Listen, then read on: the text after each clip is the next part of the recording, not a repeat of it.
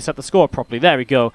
Alright, to the top left-hand side, the blue Zerg player from XED Sports is Reynor. He's going up against the red Protoss. To the bottom right from Asterion, it's Harstem here on Cyber Forest. Alright, so setting up in this is first time these guys have played this map, it seems, which makes sense. The first time we've seen it today. I like the fact these guys are very vocal about the maps and stuff like this. Like Harstem. He really cares about the maps he's playing on. He's really been interested in what's happening and stuff. So, yeah, I like it. I like it a lot. It's good to have players who like really take an interest in the maps they're playing on. So, as Reynor's response to "Is there any maps?" is I don't know. I don't know the names. It was green. Well, there you go, guys. It was green. So if you guys remember seeing a Reynor play on a green map today, he enjoyed it. I can tell you. I can tell you that much. Apparently, Harstem's played on a green map too, which is great. Well, there you go. A little bit of fun as we get this going. There we go. Our map maker's in the chat. Hello, how you doing, dude?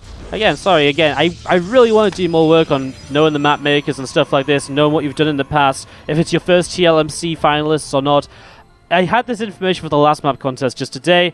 It's today it's really been like just a whirlwind. We got told by Blizzard we could announce at like 1 AM last night. The maps came out at 1 AM last night. I just haven't been able to do my prep because I was casting earlier today as well. So there you go. He says, hello, I'm PKLixian. I'm still not going to get that one right for a while. A newish mapper who's made Cyber Forest. Though my personal Stranger maps didn't make it. Well, glad to have you in the chat, dude, and I hope you have a great game. Well, these guys have a great game. Maybe green maps equals best maps. Apparently these guys like this one already just from the look of it, which has to go for something, right? So, there you go, buddy. As we do, again, wait to see how this game goes. So far, nothing too crazy. Why don't we take a quick look around the map here? Pretty large main base. A lot of space on this right-hand side to kind of drop into. Which, it kind of feels weird.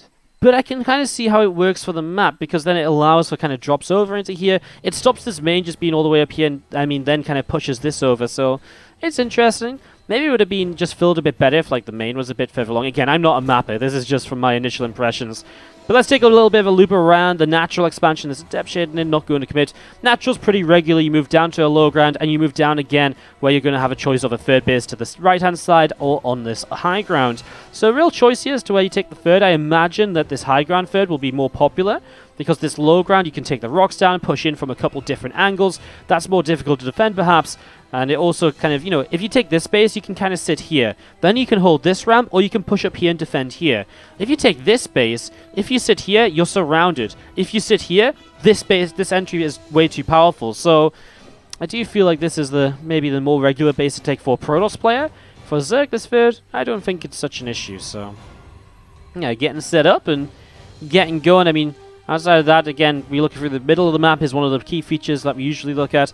There's a nice little high ground section here, which has a couple of sets of rocks breaking it up and actually making it very interesting. I guess it's, yeah, kind of intriguing. An up and a down and an up again. I like it. I'm intrigued to see how it plays out. I really do hope we get a longer game on this one because the players seem to like it.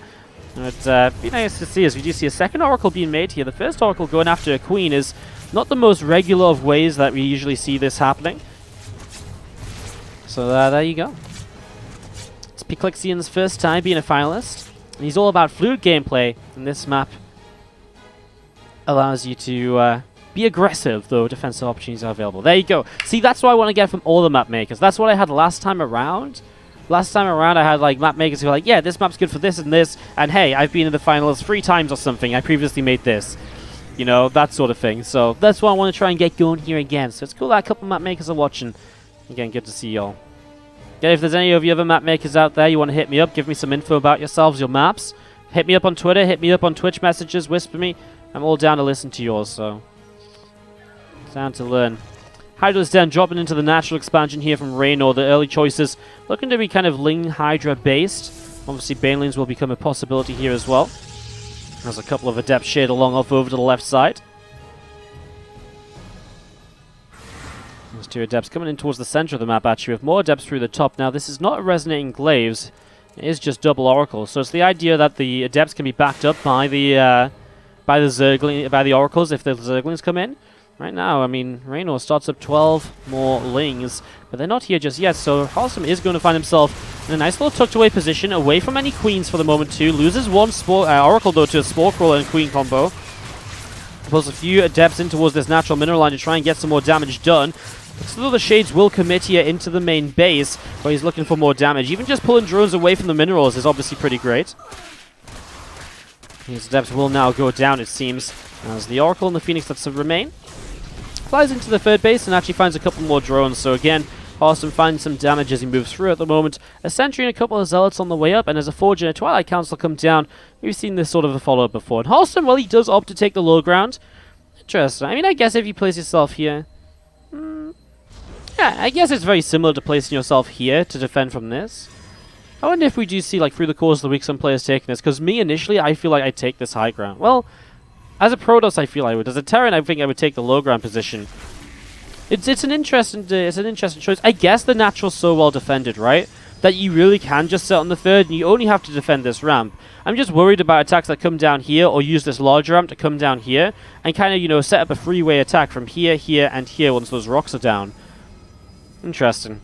Again, it's one of those... yeah, I really love those maps that give you the choice and really create discussion already about, well, where do you take your bases? I guess the fourth base down at the bottom is pretty well protected too, just a single entry point. So once you take the fourth, that's pretty nice as well. Whereas up here, that fourth base is a lot more open. And so it might just be considering more than just the third base. It might be, well, which of these is better for my fourth? Then again, obviously, you could take a fourth base here as well for the moment, or a third there, fourth here. Options available. And I always do really like the idea of being able to kind of take a choice of bases. Like, sometimes there will be a definite best base to take, but in general there's a choice. In general there's different ways you can go about it.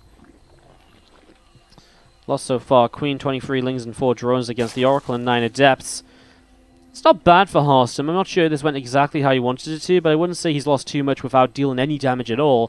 Gotta remember, he definitely put some dents into Reynor's income as well. The income right now is pretty even. So it's a pretty fair game so far, as we see Lings coming down the left-hand side, backed up by even more Lings. They run straight into Archons and Zealots, though. This attempt of a run-by from Reynor so far unsuccessful, as these units will come up the left-hand side. Now remember, Reynor so far, we've only seen one match from him, and that was against True.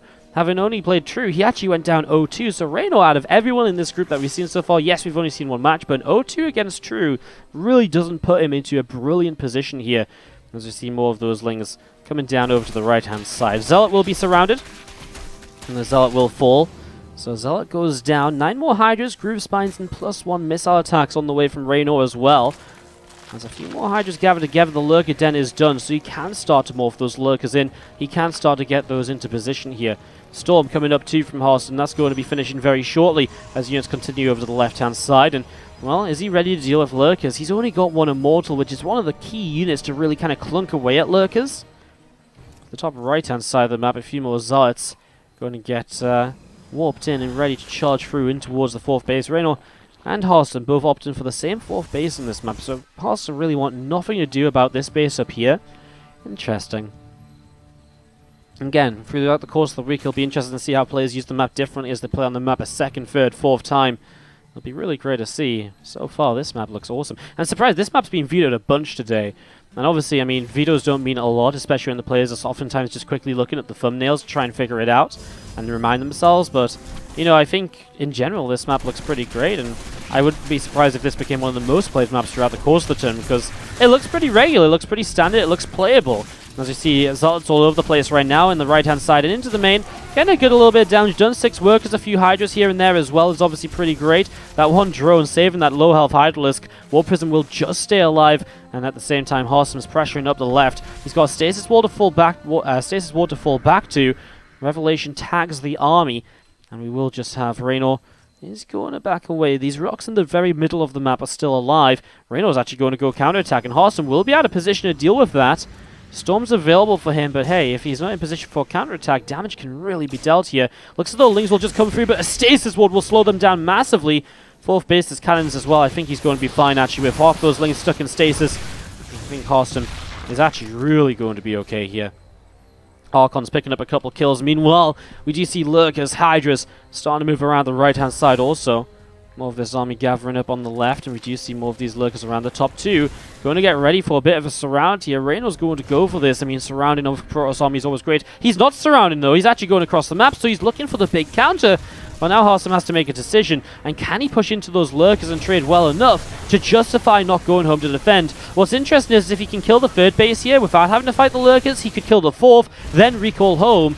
Obviously, it depends how quickly he gets the damage done and how much progress is being made by Reynor on the other side of the map. Harstem hasn't made a move towards the fourth just yet. Some extra of these lurkers coming forwards here. This one observer just stuck around. A lot of drones being pulled in. It's, again, the lack of immortals that I think Harstem is really struggling for at the moment. Without immortals to help deal with those lurkers, it really sucks because you just don't have a lot of damage output. There's one immortal here is kind of on its own. Zealots swap in and charge forwards to help out now. Reynor kills a base. I'm so surprised Harstem didn't make his way up here to take this base down. Maybe he would have been afraid to be chased by these lurkers from the low ground. A real possibility.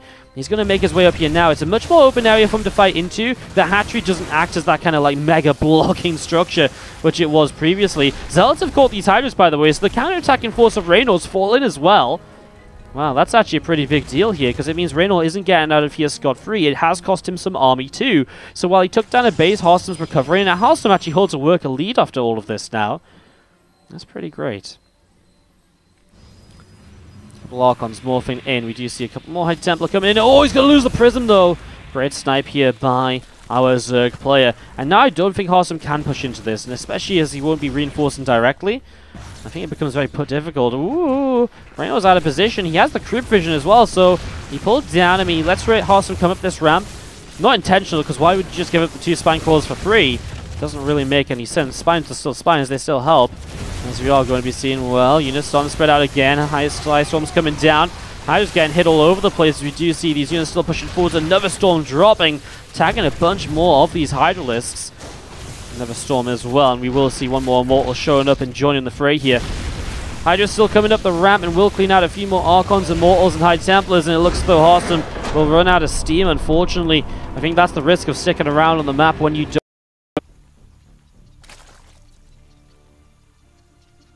Well. Green map hype. These guys are just hyped about the green maps, apparently. And, yeah, apparently they like the look at this one too as we get started to the top left-hand side. Our blue Zerg player. This, my friends, it's Reynor. We all know him, we all love him. He's the 16-year-old who has just rocked our world in terms of StarCraft 2 in the last month or two. Apparently these guys are just going to veto green maps in Montreal. As we have to the bottom right-hand side, our red Protoss player from Asterion is Harstem. So again, first time we're seeing Reminiscence here today. A couple of these Overlords starting to head across towards the bottom right-hand side of the map, as you will see a gateway getting set up and ready to go. Yes, this is the Team Liquid map contest, guys. This is the WardiTV tournament phase of it. It's the third time we've had a chance to run this. Again, eternally grateful to Blizzard for giving us the opportunity, and Team Liquid, of course, for also choosing us. It's a great opportunity, and it really is a lot of fun every time we run this. And this time they gave us the freedom to switch up the format of the tournament a bit. So while it's similar, it is definitely different. We got rid of the best of 15 grand final. We got rid of 4-player groups. We made 5-player groups. And basically we kind of extended the group stage, extended the amount of playoff matches, but reduced the kind of the length of the best ofs on the playoff matches to fit a new, kind of not compact schedule, but it's 6 days this time instead of 7 days, which we had before. So we just changed it around a little bit because of that. And we also added, again, I'm going to reiterate this because a lot of new ears are around. This is a very new addition. So this time around, $3,300 of the $4,000 of the prize pool will go to playing out the players based on performance in the tournament. You finish 17th to 20th, you get $25. You finish 13th to 16th, you get $50. Top 12, 100, you know, it goes on and on. What we've done this time is we've got $700 on the sideline, which we're probably going to split like 400, 200, 100, which is going to go towards a vote, where you guys get to vote on your favorite plays using the new maps. So if you feel like there was a really cool kind of, you know, for example, earlier, one of the great examples I have of it is Puck, earlier on one of the green maps. which was close by air, he played that Oracle style, which you haven't seen in a while, and it worked wonderfully. So that was really cool, using the close by air aspect of the map to win the game. So ideas like that, if you see anything you think's cool, that's something you're going to get to vote on. Do bring them up, clip them, tweet them at us, message them us. It'd be great to see the vote of you guys, and obviously you will be the voters to see who will take home the prize pool in that regard. 10 Lings on the way up right now. Ling speed will finish very soon from Reynor as well. And then we do have the warp gate just about halfway done with the robo facility also coming up to being about halfway done here. And charge starting too. Bane Nest starts up from Reynor in the main. And we do have some Zerglings starting to move towards the bottom right-hand side of the map. So some aggression here from Reynor as, well, he's down quite heavily on drones. He's actually going to make a Bane Nest as well. So Reynor's going to get aggressive here on Reminiscence. Okay, Bane Burst. Well, we've seen this a couple of times lately from Reynor. I was casting him in the BTSL the other night, and he did this twice against Protoss players. Once against Harstem. Will Harstem figure it out? Oh, man. Harstem's going for a charge all-in, and I feel as though the other day, I don't think it was Harstem that was going for the charge all-in. Oh, wow, this is great. He sees the first Lings over here. Whoa, that's actually really good information. Harstem hides this Adept. Bane's start to morph in now. Harstem going to pull his Adept back, but has he seen enough? Shield battery on the way. You know what? A Stalker with a shield battery? Ah, there's a pylon as well as part of the wall. It is a wide ramp. You need a pylon in the wall, and that's one of the weaknesses here for a Protoss player trying to defend. War Prism sees this, and so here we go. Gateway will come in behind to help out. Yeah, I mean, with a Stalker here, the shield battery will keep it alive a long time. Pylon falls, but there is still power here in Harstem. The issue is he can't build here right now unless it's pylons. It looks as though for the moment that's okay. Some Zealots warped in. And this wall-off is holding another gateway to the side, and Harstem 16 workers ahead. All he has to do is hold on right now, and he should get into a nice little position here. A couple of extra Banes on the way in. There is a gap here now. Harstem lets some units in, but he's still kind of holding on, honestly. A Baneling shows up. I mean, only one Baneling isn't too crazy. Harstem starts to replace the wall-off, and a Rotron comes down from Reynor, thinking about a follow-up from this, because he's kind of agreeing with the idea that this is probably not looking too good for him at the moment. Now Harstem has this Warp Prism available too, so if he wants to get units out of this, he can. He's actually going to cancel a bit of the wall off here to be able to bring this down once again. Warp Prism loads up 4 of these Zealots. A few things just sat off to the side, a Baneling or two. Well, just the one Baneling here as well. Harstem sees these units, he'll send the Warp Prism across to harass, and again, he was going for that fast charge attack. Obviously now his plan will change slightly, but he will have charge on these Zealots to harass with, and honestly, I guess the risk is Reynor has Banelings, right? And he also has Roaches now building too. If Harstem can keep up some good pressure here, this could be good for him. If Reynor loses a map here to Harstem, he might be in some real trouble moving through this group. Still has Puck and Goblin to play though. Tell Reynor to stop ruining the green map with creep. Well, I'm sorry guys, Zerg work in funny ways. They need this purple stuff to run around quickly. Ugh. Yucky. Why doesn't Wardy have depth animations? Tell you what, I'm going to put them back on right now. It's because I was having some FPS issues the other day. It's now fixed. Where'd they go? Wait, where are they? Where are depth animations gone? Alright guys, I'll find that later. I want to put them back on. It's very simply just because we had FPS issues the other day. Despite having a good setup here for some reason. I don't know. It was weird. But yes, anyways, Harstem setting up for this attack, which is more important momentarily. Reynor, though, with Roaches and Banes. I mean, I think Harstem has to just not be too crazy here.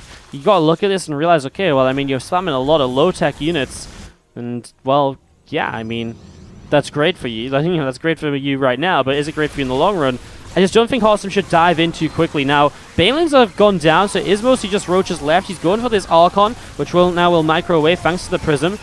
There's just so many Roaches here from Harstem, though. For Reynor, though, and Harstem will have a little bit of trouble. He could, Harstem, get a couple of Immortals on the way up. That could be pretty great. More Zealots will warp in. He's going to keep up this aggression, though. He's not thinking about Immortals. I'm just thinking if these Roaches come across the map, he does have a Robo to make Immortals. Harstem's really kind of convinced, it seems, that he can just end this game right now, but I'm not sure if I'm convinced myself. This Queen going to start targeting down the Warp Prism. The Archon needs to lift, doesn't it? Goes down. Harstem's not going to be able to break Reynor here, and after the Bane and Bust was unsuccessful, Harstem's follow-up attack has also unfortunately been unsuccessful, and without the units that he's just lost, it's going to be very difficult for him to recover this now. Very difficult indeed. A creep team are coming up to the side. A few more lings coming down at the south. Getting themselves set up at the moment.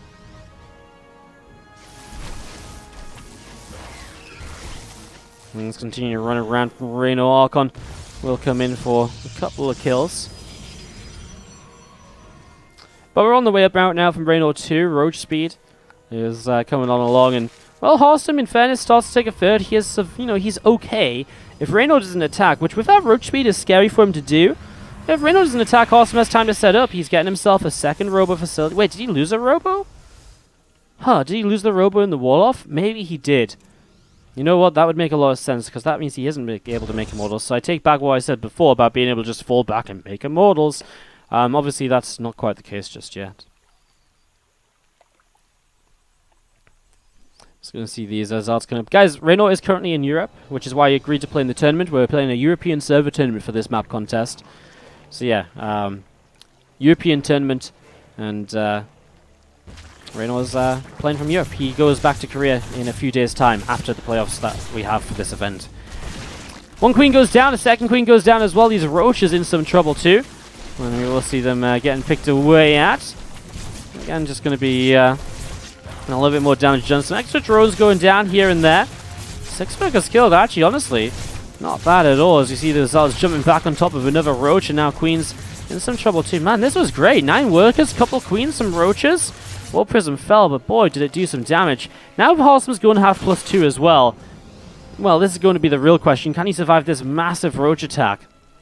With +2? Well, let's see in a few moments' time. As we get ourselves set up here. Couple High Templar getting set up at the moment, and we are going to be seeing Roaches being pushed away already. Means a good amount of Archons, in fairness. I like those force fields helping the Zealots out. Burrow in play from Reynor. I mean, Harstem can just start a Chrono Boost and Observer. Isn't the end of the world. He has an Immortal here as well, which he'll drop over because of this attack over here. Right now, the Shield Battery's being his saving grace. Harstem having to split up his army, but he is doing it pretty well so far, I'd like to say. These Archons are going to get trapped by these Roaches. Reynor is going to pounce. But unfortunately, he doesn't really have enough to properly surround. Archons are pretty beefy. Harstem's losing out over on this right-hand side as well, though, and Reynor is multitasking his way through to victory here. 2-0 for him. That's Harstem. This was Harstem's last match of the day as well, so we'll know Harstem and True's final score after this game. There's the GG. Reynor 2-0.